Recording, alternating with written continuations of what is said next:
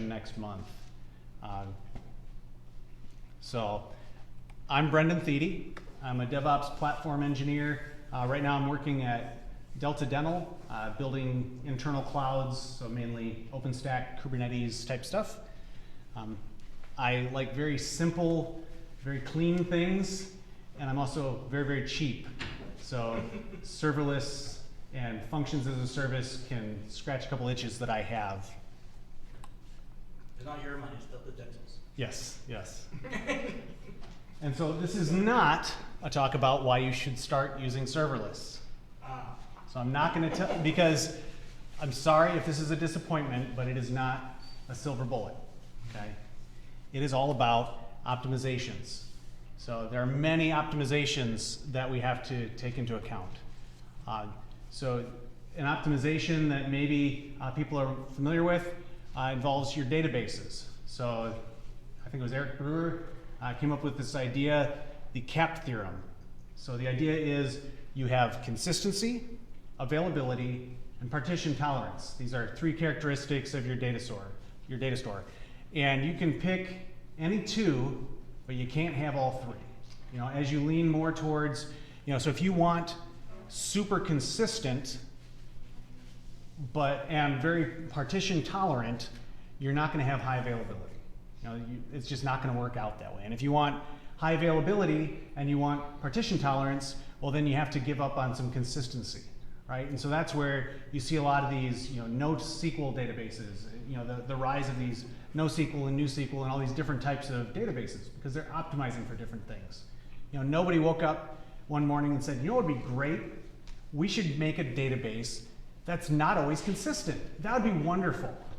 No, nobody said that. What they said is, I am willing to give up consistency for the sake of having super high availability, for having super low latency response time, for handling nodes going down left and right. So it's an optimization. And it's the same thing with a lot of functions, a lot of the function-based solutions out there. And so I came up with my new theorem. This is the DERP theorem. So this actually, I don't know how familiar people are with the term DERP, but I had a guy, everything was DERP, herp and DERP, where instead of his foo and bar, it was herp and DERP. So the DERP theorem says that you need to pick out of these four things. And as you start to optimize for one or more, you're going to, in effect, start to cause some negation in some of the other areas. So DERP for me is debuggability. So this is how easy is it to picture what's going on in the system, to be able to put breakpoints in your system and understand where the path of logic is going. Another thing is your expenses. So do you want to optimize for cost? How much is cost a factor in what you're doing? Redundancy is another thing. And then performance. I'm sure you could think of other characteristics that you might want to optimize for, but I'm going to say that for functions as a service, so if you think of some of the solutions that I'll get into here, really a lot of times what you're optimizing for is cost, maybe redundancy to a certain point. Sometimes you're saying, I don't care as much about performance because a lot of these function as a service solutions, they aren't always running. And so there's a little bit of, you call it the cold start. So there's a little cost there in getting things to start. You can get around that through certain ways, but maybe performance is not your ultimate goal. Debuggability, boy, it's going to be a lot harder to debug. It doesn't mean there aren't some great tools out there to help you do it, but if you're used to just starting something up in your IDE, maybe connecting your IDE to a remote server to be able to put breakpoints in production, let's say, there's no chance you're going to be able to do it the same way with functions, because functions are going to be very discrete individual things. And so with serverless, the types of optimizations you might want to look at, so if we're talking about cost, kind of from the perspective of, you hear people talk about bin packing. This is kind of the breaking down of the pieces into smaller and smaller bits. So this is the the experiment that my high school science teacher did, where he had a bucket full of big rocks, and it's like, does it look full? And you're like, yup, it's full. And then he starts pouring in some smaller rocks, and he can fit in quite a bit. And does it look full now? Oh yeah, well now it's full. And then pours in some sand, and eventually you pour in some water. And so the idea is, the smaller the pieces, the more you can fit in there, the more you can fill the empty space. And so we started off, we had bare metal. So if you think back to very, very early computing systems, you were limited by the bare metal, and the bare metal had to be able to support the highest amount of throughput and computation that it could handle for anybody, anytime. And people, would sometimes literally stand in line to get their punch cards or whatever in there to have it happen. So that was, not as optimal.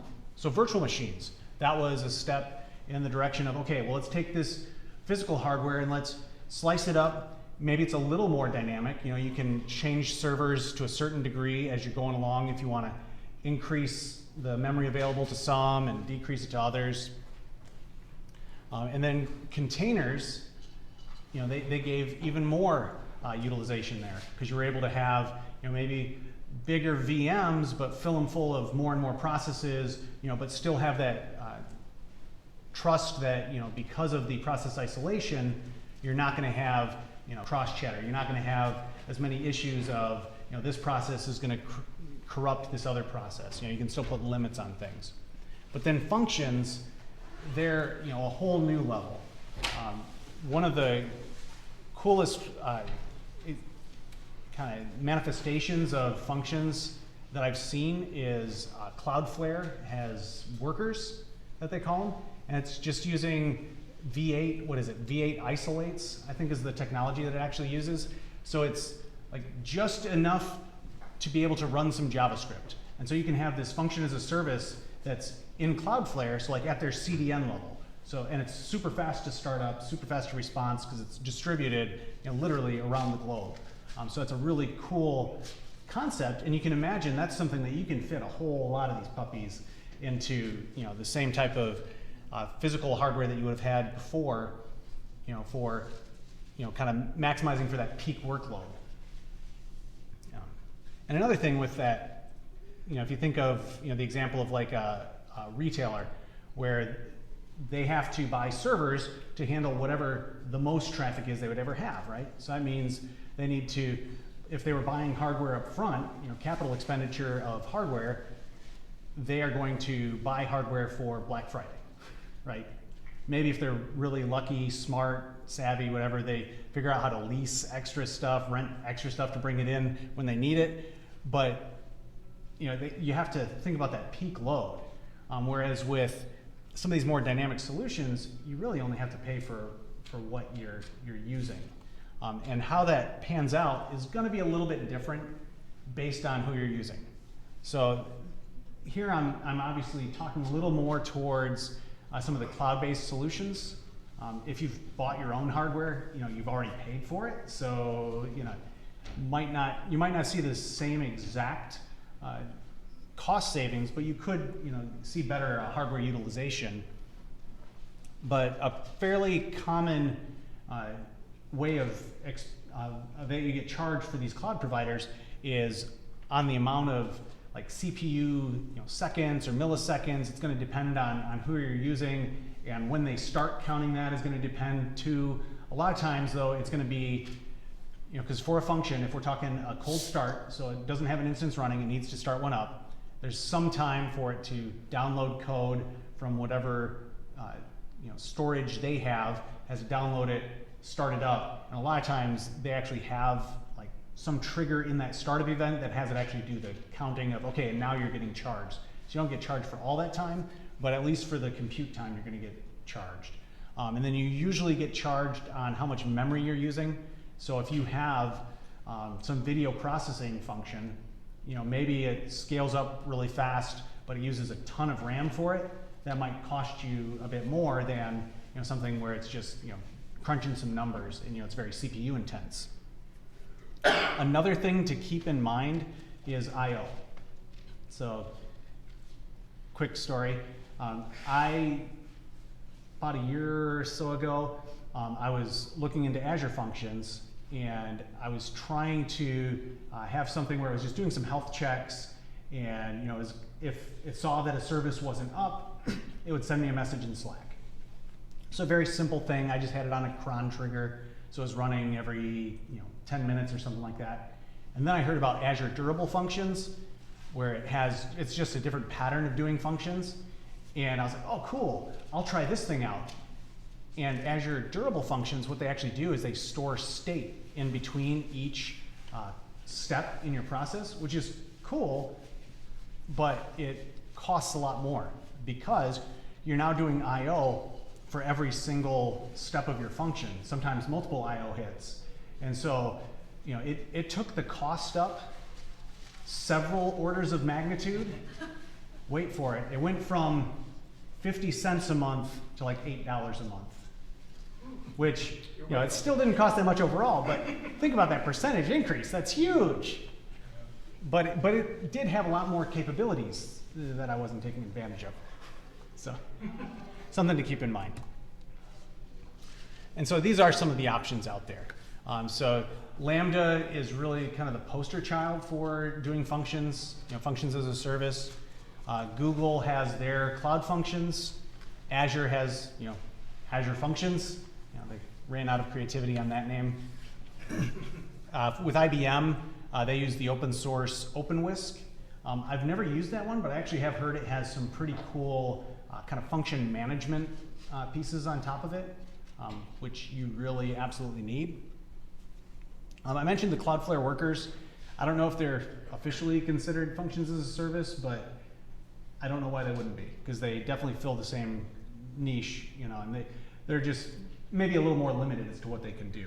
But pretty much, if you can do it and get it to compile the WebAssembly, you can have it work in a cloud function or a Cloudflare worker. And then Knative is actually a way that you can run it in a Kubernetes cluster. So that's something that I'm really hoping that one of my coworkers and I are going to come back, sometime next year and be able to show some stuff that you can do with Knative, because we're really looking forward to figuring out how it can fit into our workflow. We've got some ideas.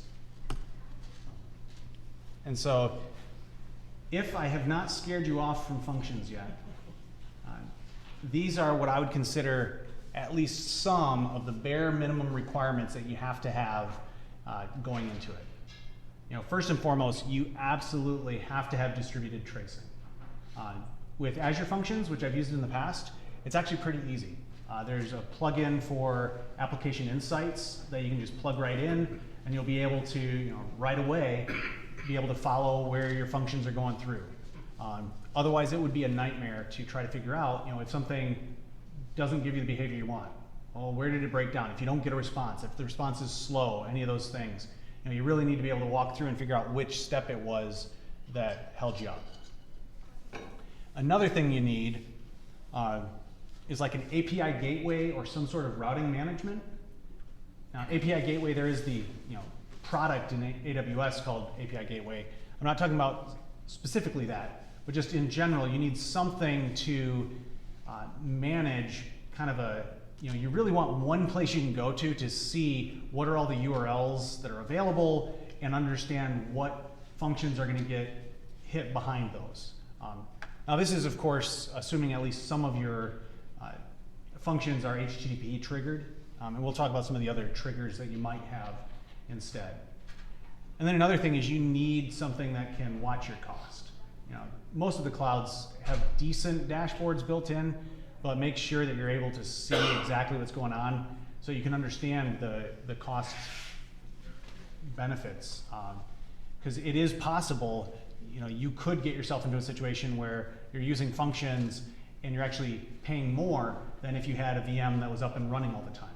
Because that VM that's up and running all the time, it's already done the warm-up. It might be able to more efficiently handle certain types of requests. Whereas those functions, especially if they're getting hit infrequently, just infrequently enough where they're spinning down and coming back up and they're spread across enough of a geo-distributed region that you might lose some efficiency in that startup time, and so it might actually end up taking longer to process and cost you a little bit more. So just something. Some of the clouds offer like a way to use your VM in order to like preload the functions. Have you heard anything about this kind of thing before? Like, I don't know, I can't remember if it was Azure or AWS, but. I wouldn't be surprised if you can do it with. So, being that the number one question that happens on any podcast where they're talking about functions and stuff like that is, well, how do you deal with cold start? I guarantee there are going to be more and more that have that, because Google has their newer thing, what is it, Cloud Run? Anybody? I don't know. It was a thing they announced, and I know that one of the features built into that is you could tell it to not scale down to 0, but to scale down to some predefined number. So you could tell it always keep at least this many running. Otherwise, I mean, one way that people have kind of gotten around that is you just have, it could be as simple as you could use like Uptime Robot or a service like that that just basically sends a ping every 5 minutes, Sure. and that can be enough to keep it warm. So I think most of the clouds, it's like 10 minutes is around the time where you get killed off. That's what I know I haven't done before is that, but I just didn't know if it was like some big benefit to using your VM if you were going to try to keep it up and then use the more of the functions for the scalability kind of component, because once you have the first few running, hopefully you can detect when Yeah, well, that is a good use case, right? You might have something where normally you have a minimum traffic amount of this much. So if it's like a web, a basic web app, you can serve this much traffic, and so you have a VM or whatever service you're using, you have that up all the time. But then once if you had some sort of a queue where requests are going on, you can say like, oh, well, we're getting past this much, I can't handle it with what I've got, so spin up specific workers to do specific types of things. You could do that to help you out. That's actually one of the use cases that I'm calling out here. Hopefully the next slide. We'll see. Like No, not quite yet.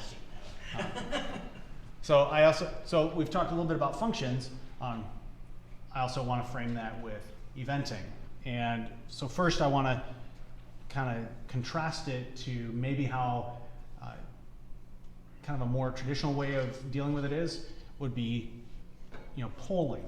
So that's a way in the past, maybe you had like a long poll type thing.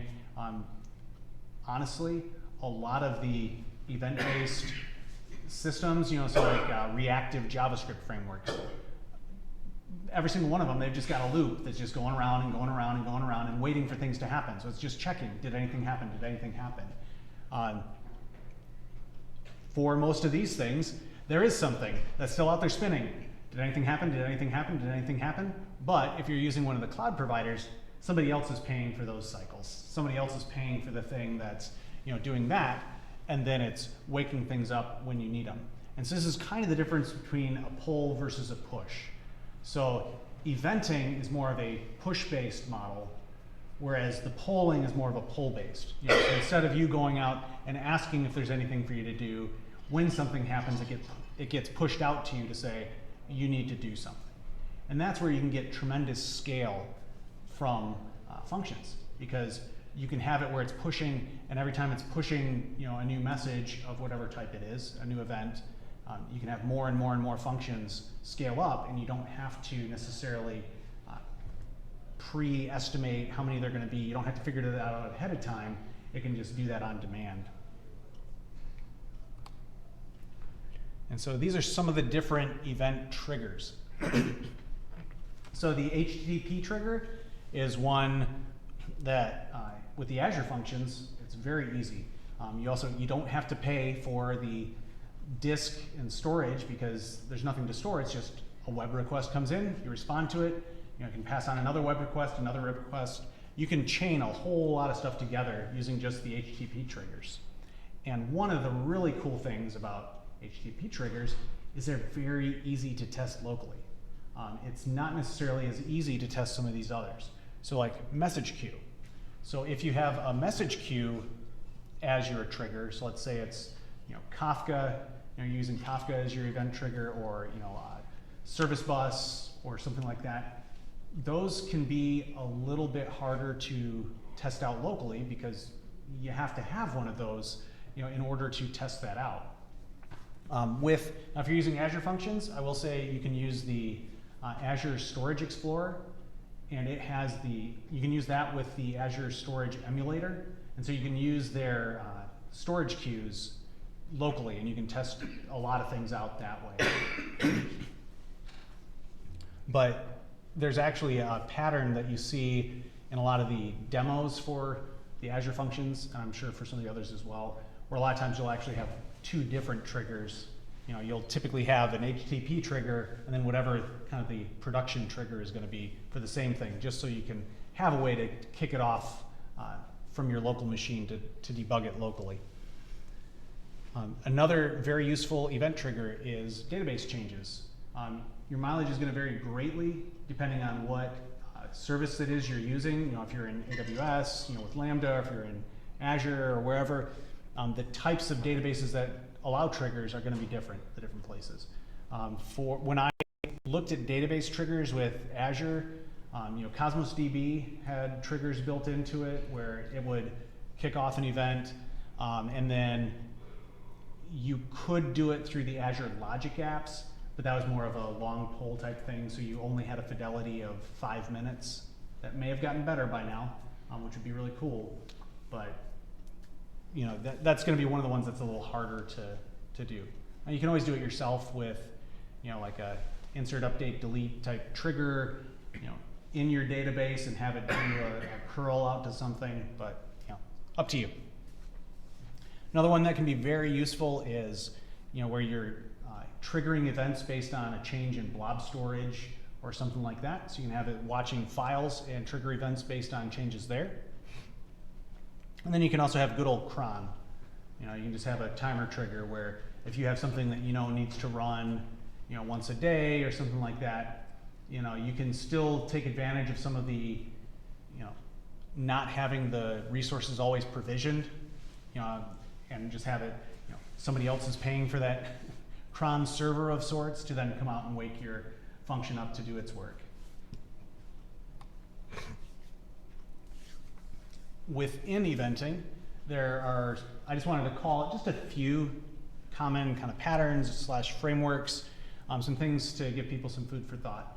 So one pattern that goes hand in hand with a lot of eventing type stuff is CQRS. That's Command Query Responsibility Separation. And so this is something, if you want to learn a lot about this pattern and also the origins of Kafka itself, there are a lot of good podcasts out there from some of the people at LinkedIn who originally created Kafka. Now they're the people who are running Confluent. But the idea there is you separate commands and queries. So the idea would be like for a database, an insert or an update or a delete, that's a command. Whereas your selects are going to be your queries. And so at LinkedIn, they're like, we really want to separate these things because we don't want, for example, when we do an insert, we don't want that to hold up everything else. We don't want this very synchronous approach where we have to update, you know, maybe it's 20 different databases. And if you've got redundant sharding across the globe, now you've got to, you know, that 20 times however many replicas you have, and they didn't want to wait for that. So what they did instead, they created Kafka. And so the idea was if you had an update to, let's say, last place you worked, that would go onto a Kafka topic that would get picked up by any number of subscribers for that. And those subscribers would then, you know, update, you know, maybe the ultra back deep storage. You know, maybe they've got, you know, a MySQL that's offline for usual stuff, but that's kind of like the real source of truth. But then it's also got, you know, some Memcache or Redis cache that's closer to the front end. They're updating there as well. So those can all be done simultaneously through this idea of you place the event and it gets spread out everywhere. Now, one of the ways that you can allow that to be replayable is through the idea of event sourcing. And so the idea here is instead of, if you think of a normal relational schema for a database, you might have, you know, there's a person and that person has, you know, maybe a home address and a work address, and maybe they've got several phone numbers. You know, in a relational database, you define that schema up front, and then you map that data out. With event sourcing, instead what you have is you have this entity of, it's the person, right? But then you have an event of, oh yeah, we created the person, and we created the person with these characteristics, these properties. Oh yeah, and then we added an address, and that address had these properties. So that can be really cool for some of these event-driven systems, because now everything is an event. And so if you want to rebuild the system, you can just replay all those events. Another benefit of it is you now are no longer tied to a specific schema. So if you, for example, add a new, if in your relational world you would have added a new column somewhere, well, you don't have to go back and update all your records. You can just, as new records are added, they can just have that extra data there. So very similar to some of the benefits you might get from a document database, but slightly different use case. I have used some of the event sourcing models in the past, and they are a little tricky. You need to understand snapshots and aggregates and some of these ways so that you're not, if you've got a million events over time, you don't necessarily have to, you don't want to have to read through all of those to get the picture of what somebody is like right now. Yeah? Do you think it's similar? I don't know if you're familiar with the Redux pattern that React uses. Mm-hmm. Yeah, similar. Yeah, it would look very similar to like a Redux, like where you're going through state transitions, right? It's the same type of thing, right? If you think of it, a state transition is basically an event. Yeah, so yeah, good point. And then there's also the actor model, which is more on the consumer side of things. There's the Akka framework, which is very popular within Java, Scala. It's made its way into other languages as well. And the idea there is that it's kind of like how these functions are, where they can act independently on some event that happened, some inputs that are coming to them. And so that ability to be able to act independently without this orchestrator pulling all the switches, pushing all the knobs, it can help you be more efficient when it comes to scaling out. Again, not as easy to debug, but it can help you with scaling out if that's what you want to optimize for. And so we talked about several triggers. I would say the most common one though is message triggers. So using Kafka or Service Bus or something like that. Or I forget there's the simple queuing in AWS, but this is a very common way to do things. So you drop messages on, and then that is a trigger for some function to do its work. So that'll be the trigger to have it start up a function if it needs to, pass the message along, and then take it from there. So some things to keep in mind here. You've got a peak and you've got a pull, right? Terminology might be different with different systems, but very, very big difference here, right? So the idea is you can either just look at a message, or you're actually going to pull that message off. And it depends on how many workers you have and what type of work you've got. If you want something where you need it done exactly once, you need to do a pull, right? If you've got something where maybe you don't care how many times it's done, you can do a peak. That's not very normal, because eventually you want to pull that message off. Now, when you pull that message off, you need to understand some concepts around retries and maybe TTLs on that message. And so the idea there is, if you pull a message out of the queue, if something else looks at that same topic or subscription or whatever it is, they're not going to see that message. But that queuing system still knows about that message. Because if you don't respond back within a certain amount of time, it's going to put it back. Because it's assuming that you were some ephemeral function and you went off to do the work and something went bad, which could be for any number of reasons, and so you never responded back that you were actually done, and so it's going to think that that work still needs to be done. So it's going to put that message back in the queue. Now, it's also going to keep track of the fact that, okay, we had somebody try and they failed. So we'll let somebody try again, and maybe you have, 5, let's say, is your number of retries, that's your limit. The idea being there, if the reason that things are going off and dying is because of this message, you don't want to keep sending that message out. So at some point in time, you're going to just not send that message out anymore.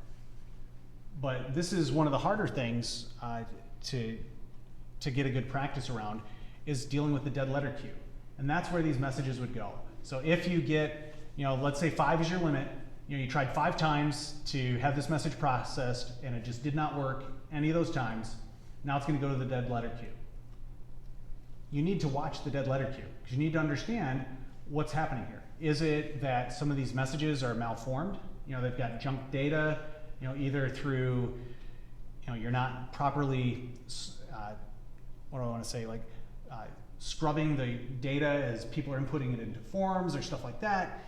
Is it just something you didn't expect that you're not handling right? Is it something that it was just a bad time of day and yeah, it hit 5 failures, but really it is completely good and it'll rerun just fine right now. So you need to have a process for that and you need to think about that up front because it's very hard, especially if you're talking about like time-based stuff, like very time significant stuff. If you've got some billing related stuff, some money related stuff where it needs to go by a certain time of day or something like that, you need to figure out, okay, how do we handle this if it's now a day later and we need to process this stuff? That's something where it's a lot easier if you think about it from the beginning, but it's been my experience that not as many people think about that up front as should. I found like other queues have been helpful when you're doing that too, because you can have like queues for certain types of errors. Like if you're trying to talk the system down, the message is likely still good, just gotta wait until the system back up. Then you clear out that particular queue. So it may not be necessarily a dead letter one exactly, but it's the same kind of concept. Yeah. I think is good, And so I imagine if you can figure out the different types of exceptions you get, you probably get a little more automated in your retries and some other things. Which ones you actually have to manually act on. So, yeah, and definitely try to get, when you see patterns, try to capture information around that. Because yeah, if you're seeing that there's a certain class of errors where it is recoverable if you do a certain thing, and also you can automate that thing, well then great, figure that out. But I guess my thing that I want people to take away is think about the failure cases first, because some of these systems, when they're very, when you think of them, they're very disjoint, and it's, oh, well, the message comes in here, and that goes to this, which passes the message here, which passes the message here, passes it here. If you just trust that to always work from this point on, it can be very difficult to say, yeah, but this one failed right here, and we just need to change something, rerun it from here to have it go through. If you think about that up front, it's going to save you a lot of time later on. Yeah, some of the stuff that I'd been working on previously, I was asking the guys, because they were telling me, hey, we do this here, and then these several steps later, we don't see what we want here. I said, okay, well, can you show me that it gets here? Well, no. Okay, well, what can we show that it gets here? No, and so we had to work really hard to figure out how to kind of breakpoint this process. Because like I said, debuggability is definitely not, if you want debuggability as your #1 priority, you're gonna have single process, monolithic type thing, because that's gonna be way easier to debug. for sure. Okay, and here are some of the use cases where you might find serverless functions as a service very useful. So file conversions could be one. So this could be, if you have a web app where people can upload a WAV file and you convert it to an MP3 or something like that, or creating a thumbnail of an image, that could be another thing. Actually tying into the approvals, there's actually a very, very good Pluralsight course that I did talking about the Azure durable functions, where they kind of combine these two things.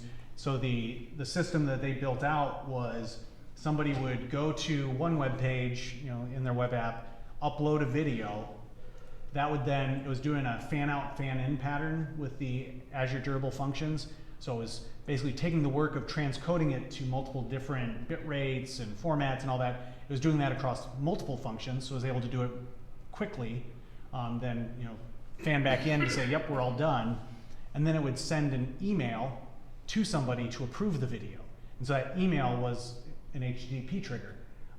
So you can think of these kind of not as frequent human interaction type things, especially stuff where it's, you're not waiting for a response. So if it's just, yeah, I click approve and I know something's gonna happen, that can do very well with this, where you don't care as much about how long it takes to spin up and stuff like that. And especially if it's a very, you know, simple process, a simple workflow for it, where you can easily fit it in your head. It'll make it a little easier. Alerting can be another thing. Now, my example I gave earlier, I was also using it kind of for monitoring. There are much better tools for monitoring, right? But for alerting, it can be useful. And so the difference here would be, you know, if you have some, let's say, Nagios agents, or you're using Prometheus or something like that, where that's like actively monitoring things, then what it can do when it sees a problem is it can put, you know, let's say, a message on a queue that causes, you know, any number of, you know, functions to respond to, then, you know, send a Slack message, or you know, update a wiki page to say, you know, number of incidents, or, you know, send text messages, stuff like that. I know in AWS, I think a lot of them are doing something like that with, like, you want to use their platform a lot of times to do anything other than what they have already built in terms of like notifications. I think you use like a Lambda function in AWS, you know, and that's their like integration point. So you can say, when anything happens, we'll call this Lambda function, and then so it's a good way to do like you say alerting, but it could be anything you need, you know, to do, but it's you know. Yeah. Well, and another thing too is, you know, it can give you a way to have something outside your firewall that maybe, you know, if it has a way through, you know, if you have like VNet integration with your cloud, you could have it actually connect into your systems to, you know, if it needs to look up an address in AD or something like that. So that can be another reason you might want to do something like that. And we talked about traffic spikes. So this was the example that we were talking about earlier, where if you know, you need a certain minimal amount of stuff, maybe you put most of your functionality into, you know, more of a, you know, single VM or single app service, that type of thing. And then as traffic gets up to a certain point, maybe you have at least certain parts of it scale out to be, you know, functions that can respond to different events to help speed it up and handle that load. I was working with someone who was doing event sourcing kind of things where they had projections that ran. So all these events would come in, but it was basically a migration that was happening.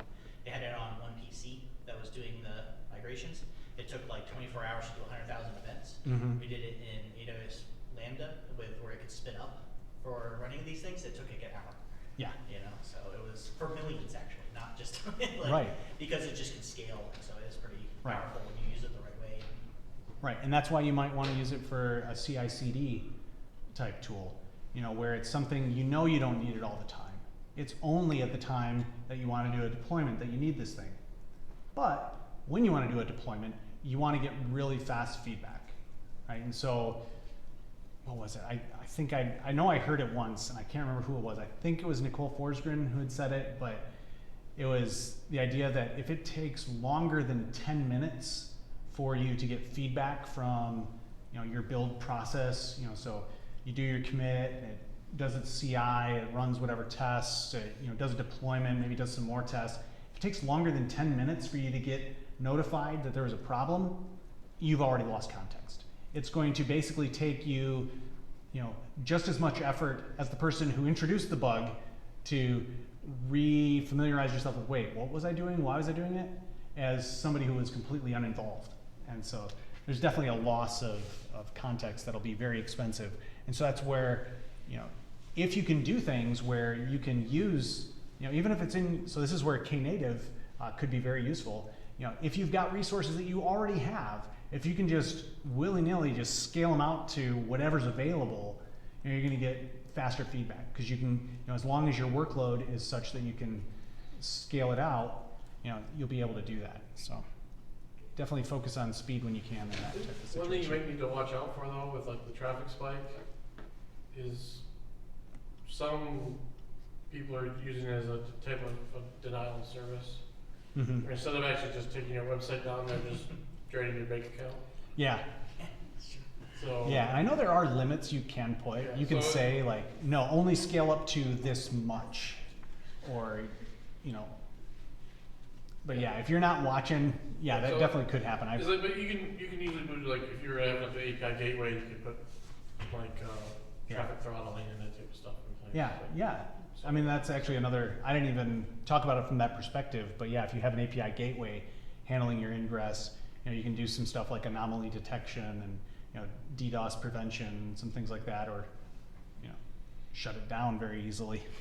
The other one I was doing was we were using like an old ERP system that I actually had the ability to send web service calls out to clients, and we were to our app and stuff, and we were like, great, that's awesome. So we tried to do it, but they could only handle like 16 at a time before the system like went under like severe distress because of the threads it opened or whatever. Maybe I don't know, getting another thing. But we ended up just doing a file drop, which could do like hundreds of them a second or something like that. Just dropping a file into a share, and then we had a job that would just go pick it up, a function that just could pick that up and then send it to the right system that could handle and scale. And so it's kind of cool when you can just kind of spin these things up easy to help you build some neat integrations and stuff Yeah. like that too. Oh yeah, another thing I will bring up, just because, like I said, for functions, a lot of times you're optimizing for that kind of cost, and or hardware utilization side of things. If you have kind of batch related stuff, there also are a lot of products out there now that the cloud providers have to help you reduce costs. So I think it's literally called Azure Batch. There's also the spot instances, they'll be called in different clouds, where you can basically bid for this kind of, you typically, they'll refer to it as a preemptible workload. So the idea is, if you have something that can do some work, and even if it gets killed midstream, it was worth it, you can get those for dirt cheap, like 1% sometimes of what the normal cost is. And on Azure, I want to say it's like, you get it's either 5 or 10 minutes between Azure and AWS with their spot instance type things, where you've got that much time before it'll kill you. Or I should say, that's how much warning it gives you before it kills you. You could have it as long as you want in theory, but then it'll say like, yeah, I need that compute for somebody who's willing to pay me more, so you've got this much time to clear out. I think Google is actually, last I checked, it was an hour there. So, which to me, I was like, well, shoot, that's enough time to do all sorts of stuff. But the Azure Batch actually is kind of a hybrid of that. So you don't have to do the same bidding for the compute to get that lower price, but it does some automatic jumping between different kind of not in demand hardware that they have at that point in time. Pretty cool to work on a project where it mattered, that kind of cost savings, and things. I've never done that scale, where you had to do so much. That's pretty cool. I think the Supreme Court's hiring. Oh yeah. We definitely had a shoestring you budget. did? Oh yeah. Okay. Yeah, production had $10,000 a month that you could spend. That was it. Oh, yeah, that's interesting. For everything I mean, else, more it was like how big $1,000 a amount of month. data you have to do that Yeah. and you need to do it on such a infrequent basis. So you're kind of talking on the other end of the spectrum. Yeah, not really the only $10,000 budget. Yeah, you get creative. I'm sure. And so lastly, these are my predictions for the future. So if you're looking at things like, wow, if I wanted to really take advantage of functions as a service, I hear about this kind of code sprawl that happens where it's unmanageable, you've got all these things, and what if you forget about stuff, or what if somebody's taking advantage of things scaling up too much and they're trying to attack us financially. I think in the future, it's not going to be as, you aren't necessarily going to have to go for I want to do this as Lambda. I want to do this as an Azure function. I think in the future, you're going to have some tools that'll kind of manage that for you. So they're going to be able to, my prediction is, the website that scales up, ridiculously, and it's very obvious that, most of this is just file access to these things. You're going to have predictive analytics that'll be able to scale, automatically scale that out as a function for you. So I think that's going to happen. I think there are going to be things where it's going to be able to identify, maybe at compilation time, maybe after it's ran for a while, be able to say, oh yeah, this bit of functionality is only ever used together, so we can bring that out as a separate thing, and it can scale independently, right? I think there's interest in that area. I think that's a very difficult problem to solve, and I don't know of anybody actually making real progress in it. I know some people at IBM have been looking into it. I know some other folks that I've heard in podcasts have been thinking about that. Well, I think that would be really cool, because then you'd get the best of both worlds, right? You'd get the single code base experience locally where you can put your breakpoints and debug everything and understand everything and really get your head around it, but then also get all those benefits of the resiliency and redundancy and infinite scalability when you have it deployed. The other one that's going to be really tricky is open standards for a lot of these eventing. I mean, the way it's at least presented in the news right now is Microsoft is all for it, a bunch of other people are for it, but Amazon says so until enough pressure is put on it or enough momentum goes into it, I don't know if Amazon, they don't really have the incentive right now, but the idea would be someday you'll be able to have a certain message format or a certain event format that can be emitted by a database in Azure and an event queue in your Google Cloud or whatever, and it would be the same format so you can write functions that can consume those from wherever, so you can be very flexible, right? Yeah. Are you seeing some of the other ones also doing, because right now, like if you do like an Azure, like a web service or something like that, you gotta pre-size the environment. I think some services are going to let you dynamically scale that. Mm-hmm. Like, so you can have, I think the one I'm thinking of is Microsoft's coming out with SQL Server Serverless, Yeah. where they give you, it's like, oh, well, here's a range of resources you can work with, and then we'll dynamically scale that based on what your usage is. Yeah. And Yeah. I mean, and if you think about it, one of my original arguments here was this is similar to the whole why there are all these different types of databases and such, right? Optimizing for different things. Over time, so if you think way back, it was like, okay, we've got our, relational database, and then it's, but there's this weird, Mongo DB, and it's just, completely different. Oh, and people love it for these reasons.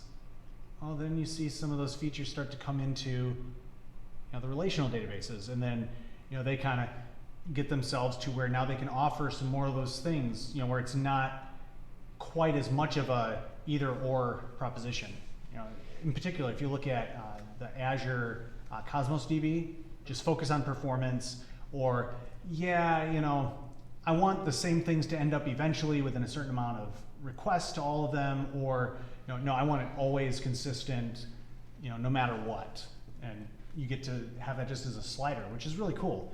And what you're talking about is kind of the same thing for some of the costing type stuff. And for the most part, they're going to look at it more from that, what are you trying to optimize for, cost or speed?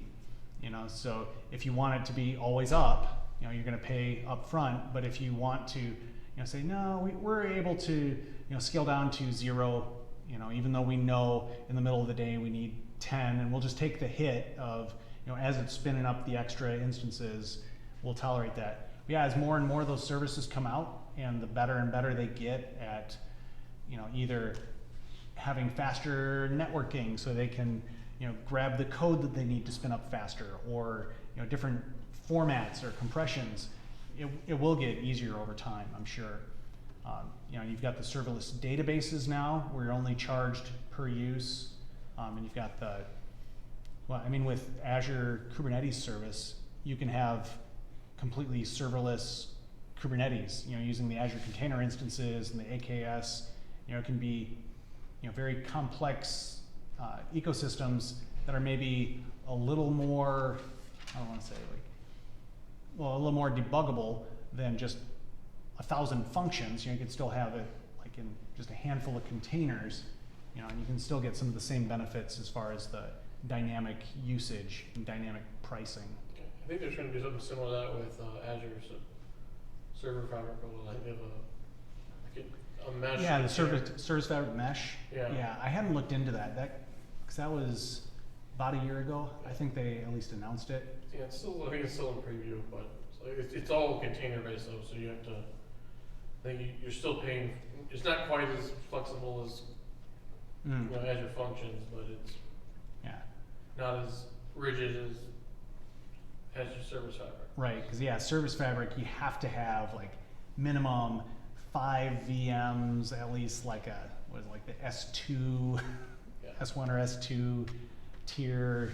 Yeah, it was I think it was a minimum. Like you definitely wouldn't do it just for a fun side project, 'cause it was like a minimum $500 a month, something like that, if you wanted support with it. So. I wonder how soon it will be before we have like effective like application monitoring, you know, like you get with like Trace app-on or App Dynamics. Like, because I think a big question will be, where did my event go?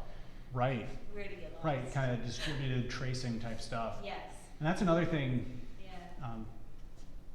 So part of it is I worked in a very Microsoft-centric area for the past 2 years about, but also just they're doing a lot of really cool stuff. But they've got the what is it?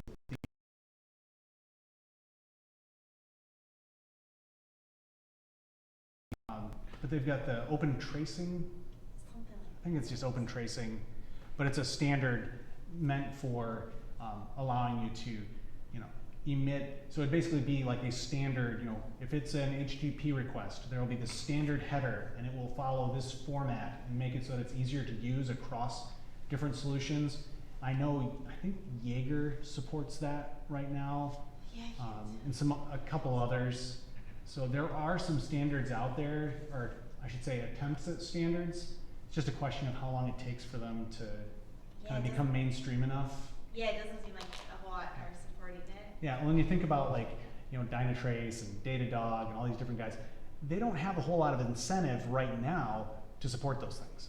Yeah. Now, once they start getting enough traction, oh, you better believe they're going to support them then, right? Yep. Because that's one of the contradictions you see in people's thought processes is, you'll hear a lot of people talking about, well, I want to do such and such because I want to avoid vendor lock-in. And then they go to their cloud host that they picked, for whatever reason 5 years ago, and they're still there without even second guessing it. But in theory, I could leave them at any moment. Yeah. So I just have a couple of references to call out, some things if you're interested in this stuff. I did do, there was an Azure Functions DevOps meetup that I did, what was that, a year ago, something like that. So I can send a link to the attendees, that if you're interested in finding out more about that. I didn't think about the fact that I made this clickable, but you guys can't really click from there. I'll send a link out for this slide deck. But the serverless framework is something that's out there where it's meant to be kind of a cross-platform, manage this type of stuff, give you a workflow, CI/CD workflow for doing functions. So that's a serverless framework. Azure Durable Functions is a really cool thing. I kind of alluded to it a little bit, how it's structured, where it stores state. One of the really cool things about that is you can have very long-lived events. So like that example of, somebody uploaded a video and then an email was sent and then somebody clicked that approval link. You could imagine that could be something that takes place across maybe a week, 2 weeks, a month, whatever. So it's a really cool concept where you can kind of capture that state and then it continues on. And I know that when I first tried it out, it was very, very new, and they've made a lot of improvements to They it. have a dashboard and things like that to see where it is in the process, or it's up to you to kind of report that if you need to see it or something. I never tried to diagnose that. I mean, I can definitely imagine a ton of ways you could do it yourself, but yeah, I mean. I've used the AWS step functions, and one of the things kind of neat. I mean, it's just that it gives you this little graph that has each of your states, and then lines about how you get to the different ones. And Gotcha. you get to kind of see in a green, it went to this one, then it went to this one, and so it's kind of neat. I just didn't know because I've only seen it demoed before for the Azure Durable Functions as how do you build them, not really how do you Right. Yeah, because the durable how do you, functions, I mean, yeah, support it's just a library. It's just a .NET library, right? And so it's just writing to Azure's table storage is where it's actually going. So in theory, you could at any point in time look at that table storage and figure out, well, where has it been, where's it gone? Now with the step functions, do you tell it ahead of time, this is how things connect together, or is it more, it watches and says, oh yeah, I saw you did this, so I'm assuming these are the connections. I don't know the different ways that you use it, because the one that I've only used it for was more for just retrying connections. So like, we want to say submit this to the our order system, but we want to make sure it went through. So if something failed, it would retry it. But that one we did through the serverless framework, and that one's really easy to be able to say the next step in this is this thing. Okay. You know, if it passes it, but you also have ways that you can throw like certain types of exceptions and say catch this exception, make it go into this state. If it does, so it's kind of, I think it's very similar in some ways. I'm not sure that the underlying technology is the same thing. Right. But I remember durable function being a pretty nice way to kind of leverage what they already had of like the storage queues. Yeah. And be able to just say, you don't have to manage the state yourself. Now you can just say, this is a durable function, and it keeps track of it. Yeah. So, but it's pretty cool. And serverless is really nice if anyone hasn't tried that. It's nice to have your configuration of these cloud services in your source control. So it's a great way to do it. There's other ones like Terraform, things like that too. Yep. I'm sure Kubernetes has a lot of things like, what is it, Helm charts, things Yep. like that. Yeah. Yeah, and I do plan, if this was an interesting discussion and you want to see some more nitty gritty, see how it's actually working, I am planning on doing something on Knative with one of my coworkers next year. So keep an eye out for that. Cool. Can you run Knative on Windows in any way? Is there a way to do it? I would assume you could do it through just Minikube or what's the new one? K3SD? K3.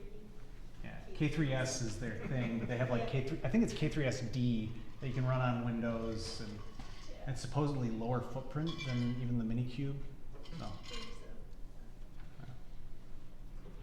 so any questions? Any other? I have a question. So, we have two developers at the company I work at. I'm one of them, and we write a lot of boring batch jobs that update transactions and things like that. Would I ever want to move something like that to like a serverless function, or why would I? Yeah, you might want to. It depends on the kind of the frequency of updates and things like that. So if you're saying a lot of batch processing is what you're saying. So And like, they don't do a lot of work. I might update, probably no more than say 2,000-3,000 transactions at a time. okay. Yeah, I mean it's really about what your goals are. So one of the ways that you could use functions, is like you hear people talk about using it for like ETL. Yep. So if you in that case are willing to pay more probably, but you want it to be done faster, you can have your serverless functions react as changes are happening versus more traditional. Maybe you have a nightly or twice a day job that does all the things at once, but it's doing it on some really old, slow hardware where it's already paid for. So Man, I guess I get it that it's easy to have better performance. Certainly, you could test it out quickly, and you could maybe decide that's where you want that. mhm. If I write an API for like a web service, what would compel me to want to use serverless? Same thing there, that I just get awesome performance? Yeah, I mean it depends on what your goals are again. So I wrote some web APIs as functions because they're ones where I was just kind of messing around. I didn't want to pay a lot. So as an example, when I was doing a lot with Azure, the Azure templates, I'm trying to remember exactly what it was. I think it was when you create a VM. When you create a VM from an ARM template, you have to provide a username and a password. If you then update a VM from an ARM template, you cannot have username and password. So I just created a simple, web API, an HTTP trigger, where you'd call out to that trigger or to that HTTP endpoint, and it would trigger it looking in Azure Storage to grab an ARM template, figure out if that resource existed or didn't based on the token that you passed it, and then it would modify the ARM template if it needed to. So it would either slap in a random password or strip out those pieces. That was something where I didn't use it very frequently, and so I definitely could not justify, hey, I have this kind of niche little thing, and I want to do it, and so the minimum we're going to pay is like $50 a month or whatever. I wouldn't have been able to justify that. So the way I did it, it was cost wouldn't even hardly register. A couple cents a month, if even. If you have something that's very simple, and so if you think of functions, one of the key principles would be thinking of like functional programming. If it's a very simple workflow, it might make sense, but you can also so this is kind of like the argument of microservices. A lot of people say, well, microservices do this, this, this, this, this. But a lot of those same things, you can force yourself to do them in like a service-oriented architecture or something like that. You can use a lot of the same patterns. And so functional programming, you can do that in pretty much any language, Right. And that idea, and I especially like functional programming for data manipulation type things, especially if you think of like an ETL job. If you write that in standard Java, you're gonna blow up memory so fast, you're gonna end up paying ridiculous amounts just to add more and more RAM to your servers. Whereas if you did that same stuff and did it in like Scala, where you're function based and you're more focusing on utilizing CPU than memory, because you're not just creating all these crazy objects, you could be much more efficient. Does that mean you have to switch from Java to Scala? No, you can do the same concepts in Java, but it's just certain things would force you. So, Another example would be like the example where you're doing the image processing. Sure. Let's say you had on your website, you had like a user profile, and people don't update it that often. But you don't want that image processing to be on your main Yep. web servers. So you could have that be an Azure service, like an Azure function or one of the serverless functions. Okay. So when you push that off there, so that image processing isn't happening on your core servers, then, because it doesn't happen that often, Okay. it's not going to cost you that much. yeah. I guess if you were considering functions, would you consider them in a cloud hosted, or would you consider them like on your own data center? I'm so new to this, I'm just trying to figure out, where it makes sense. Mhm. We have a person on our team that is really cloud happy, so cloud is always better. So I'm always being challenged that whatever solution I come up with, why didn't you do it in the cloud? Mm. And so now I'm feeling old and, out of date. You know what I'm saying? I mean, Yeah. I know how to do things, and then these look interesting. I guess my biggest takeaway from serverless is it looks like, there's no UI. So think of it as, at a minimum, or basically as, that's compute power. You can put logic over there. You can take advantage of it. And, so.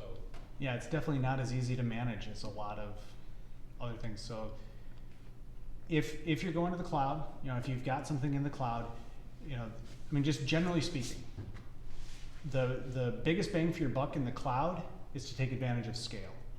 Yep. Scale it out, like what Adam was talking about earlier. If you've got a thing where on your own hardware it takes, hours to run, there's no additional cost to go into the cloud and just having it scale out, to 1,000, million nodes, as long as that's available to you, and do the same amount of compute in less time. Whereas on-prem, obviously, you always have to have at least enough compute for that biggest job that you have. Yep. But on the opposite end of the spectrum, if you've got some workload that is just very, very consistent, it always uses the same amount of memory, same amount of processor, you're going to pay way more in a cloud environment for that same thing that you could have, you know, in a colo somewhere in your own data center. So, Or even just running it as like a dedicated app resource in the cloud too.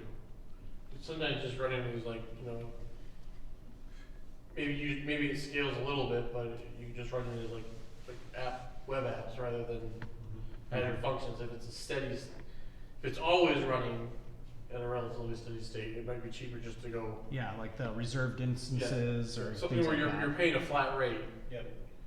Because like you said, you also want to get some of those startup and shut down cold starts, and you might be able to do other things like caching of like database reads or something that we might not be able to do with Azure Functions.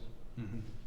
So that would be another someplace. But Yeah, but I would say try to keep functions, just generally speaking, you know, the only things I would try to put in there, unless you're really good at using like the serverless framework, something like that, where you're really tying things together in some other kind of higher level concept, make sure that they're very well defined. Like this is the type of input it gets. This is the output. This is all of what it's responsible for. I did some things that would be crazy to do in like a real production system where I was just playing around with, oh well, what if I did this and I did this and I did this and I did this, and I chained together all these things as discrete little things. You know, there was really no need for it, but that may be something that, you know, I was doing it because I was playing around. Sure. But you can imagine, if you're not paying attention, you can do it unintentionally. And now you've got this crazy spaghetti, and maybe you've got code out there that you don't even know is out there anymore, right? Because you know, you can have, you know, if you deployed a function, right? It's out there, it's running, it's doing its thing, and then locally, let's say you delete it. You know, most systems out there, you know, if you think of like your state management, infrastructure management, those types of things, they're really good at provisioning something, updating something. Most of them fall short when it comes to identifying that you've deleted something. And so that's one of the things with functions. You have to explicitly say, oh yeah, that thing, I don't need it anymore. Right. You could completely forget it's out there. It could have vulnerabilities. It could have unexpected consequences, and you've completely forgotten about it. So that's another thing to keep in mind. So, All right, thank you. yeah. Around the batch processing one that was a good thing I saw was a guy I worked with. He had worked at a real estate, not a real estate company, but a company that helped put listings up for real estate. And he said, like, while there's the MLS that we may have heard of and stuff, he said that's actually like a small percentage of all the homes listed in some places. So he basically had to write screen scrapers that would go and, you know, pull down the data, get and parse it. And so what he was able to do with functions is able to put up a separate function for every single, you know, service that he may go to. And then instead of having them run in some kind of serial fashion in a big monolith thing that had to go through, you could have them all running at the same time and execute. So there's some kind of benefits to that, I thought. I think it depending on your size of data, the things too is that, you know, it's best to sometimes have everything in the cloud if you're using functions. Oh, yeah. And if you're trying to work off of Yeah, local sure. stuff, then you gotta transfer it all, and, you know, those things are always things to consider, I think, or that's why you might wanna run Knative or one of those Yeah. things that you can locally, but I think it's also another benefit is like what you were talking about, the different kind of hooks, the different kind of things that can trigger functions. So instead of having to write your custom file monitor kind of piece, you can tie into the things that are in the cloud provider to say some file is dropped, now I need to process it, you know, and so once you start buying into the, you know, ecosystem of these cloud providers, you sometimes get some big benefits too. But And the functions also have outputs that are pre-canned as well, right? So, Yeah. So let's say, for example, you were using, I think, the SendGrid's one, right? I think. Oh yeah, you're talking about some of the outputs where you can have it send emails or Yeah. webhooks. you just You use don't it. have to, you just use a service rather than having to build your own email Right. functions. So if you had like, if you're doing something where you have to do like nightly bulk batch emails, you could have one batch process just does a bunch of stuff into a bunch of queues. Then for each queue message, you'd spin up its own Sure. process, and you'd be able to get your emails out a little faster. Yeah. All right. Oh yeah, and so Adam got me thinking about something else. So he was talking about like, you know, perhaps dealing with different APIs or different websites and stuff like that for the screen scraper.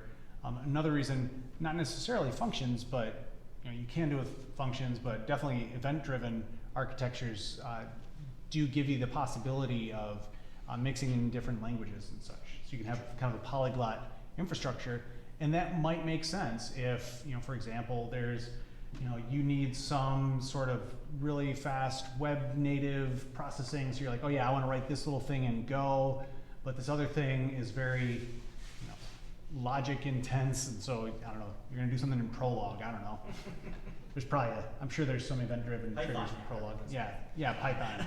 Well, yeah, I mean, I should have thought of Python, like, you know, all the, you know, scikit-learn and stuff, the machine learning stuff that's in Python, you know. Again, you can very easily get yourself into a unnavigable mess of now too many different technologies. Sure. It's treating of problems. I don't think it's like, I always thought about that with like going from a SQL database to NoSQL. Yep. You think like, oh, this is going to be so much easier for us developers, but then, you know, all you've done is, in some regard, I mean, it's like there's still problems, there's still the same kind of things. It's just, it's where do you want those problems to exist? Yeah. And so you just shift them around, and you know. Yeah, But well, you have to sometimes it understand can what you're benefit optimizing. someone, but yeah. You know. Yeah, you have to understand what you're optimizing for. Yep. You know, I was with some guys where we started to implement Cassandra, you know, and it was, oh yeah, Cassandra, it's gonna be great, you know, it's gonna be highly available and it's gonna be really fast for this and that. And then they were like, huh, this whole eventual consistency thing, it's kind of biting us. And so they almost immediately, like, hadn't even been using it a year. And all of a sudden they're putting in, there were like a couple ways to look up records, and one of the ways was like, you know, consistent read, and it like made sure that there was quorum across, you know, 5 replicas and this and that, and so it like took the whole system to its knees. It's like, well, why is it slower? Well, because you're not using it the way it's intended. It can handle billions of writes a second, but when you're telling it to make sure each one of those is consistent, you're not going to be fast. Yeah, if you're Netflix and trying to track where people are in your video, Yeah. and then you rarely look them up, yeah. Right. Yeah. Yeah.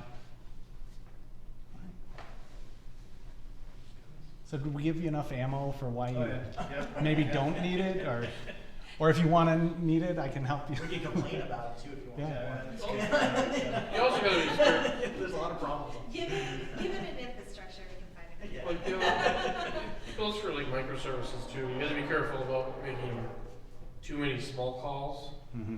because then you start missing the fact of where you're, what's the transaction really gonna take? Because, yeah, my one microservice, you know, responds back in like milliseconds, but the whole user experience is literally thousands of these little calls.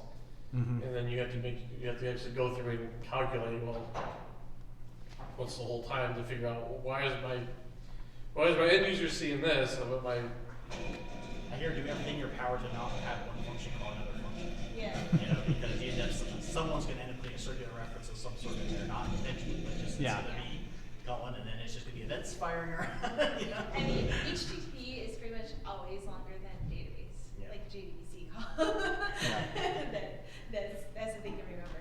Yeah. Now, speaking of the microservices, there might have been a situation, maybe today, where people are like, oh, well, why is this so slow? Like, Dynatrace is showing that this is slow.